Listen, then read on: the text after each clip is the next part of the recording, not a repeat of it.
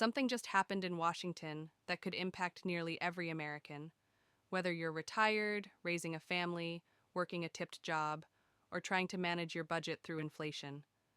It's one of those events that sounds routine in the headlines, but, in reality, could shape the way your income, benefits, and tax situation play out, not just for the rest of this year, but possibly the next 10.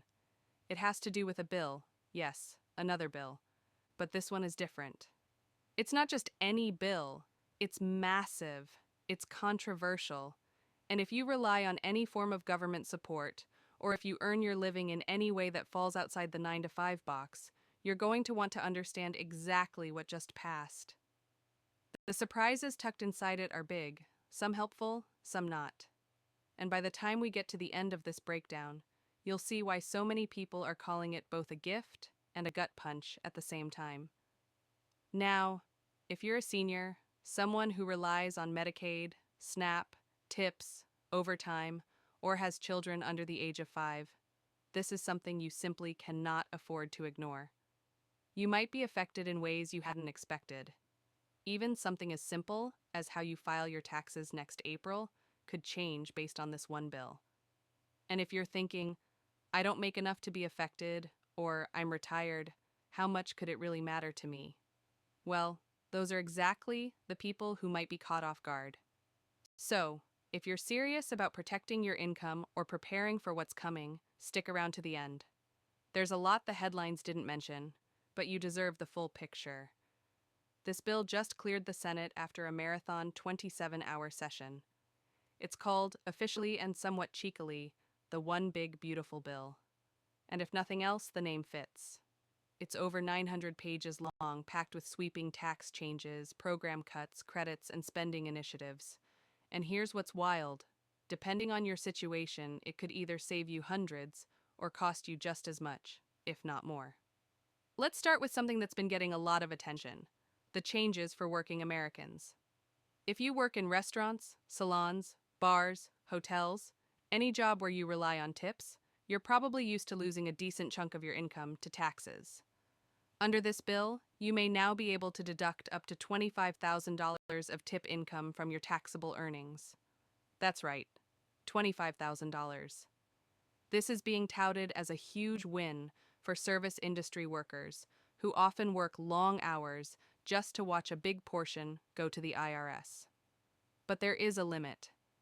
If you make more than $150,000 as a single filer or $300,000 as a couple, this benefit phases out. So it's really targeted at low to middle income earners. Then there's overtime. For people putting in extra hours just to get by in this economy, the bill creates a new overtime pay deduction. Again, it's designed to let working class Americans keep more of what they earn. That's especially important now, with grocery prices, gas, and rent still higher than most people are comfortable with. But it's not just about workers. Seniors are also being promised a boost.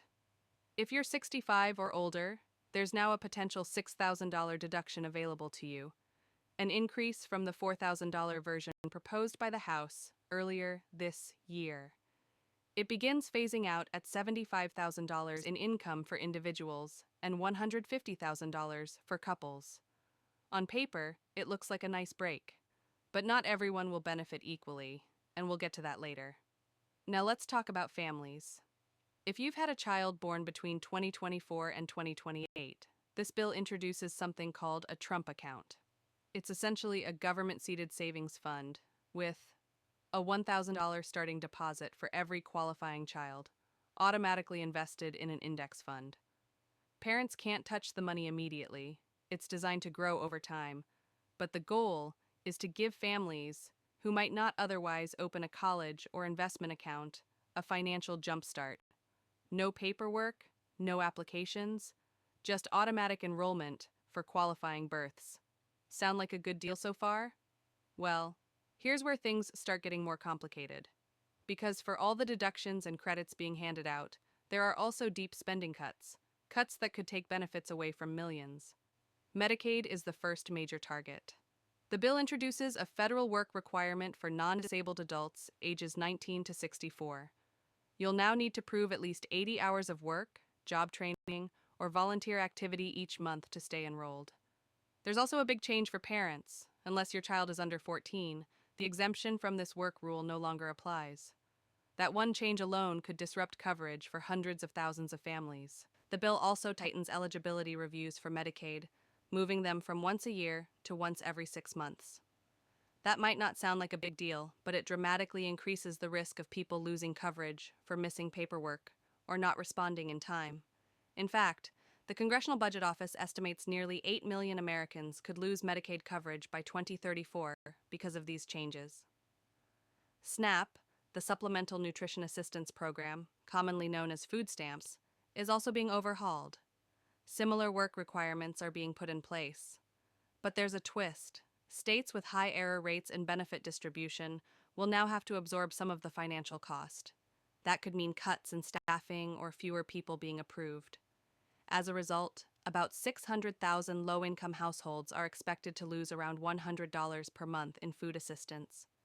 So while one hand gives via the tax code, the other is quietly taking away from the safety net. And then there's energy policy. This part has stirred up a lot of debate.